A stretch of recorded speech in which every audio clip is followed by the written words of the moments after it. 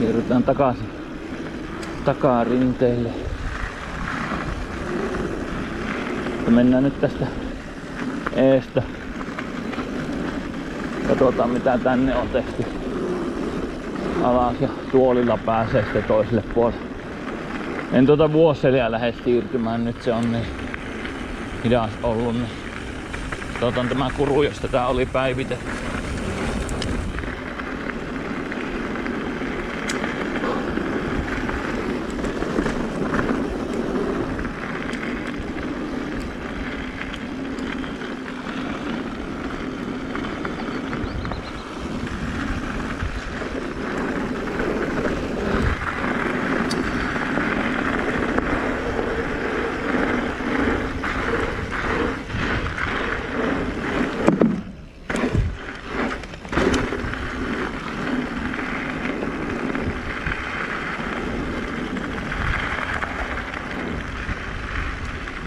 Näyttäis menevä eri reittiä nyt.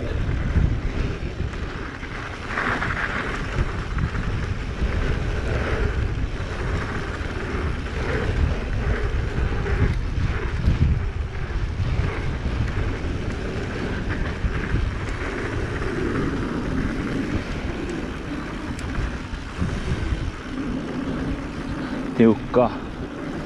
Pientä permiä. Ehkä vähän tuntuu, että loppuu jopa kesken.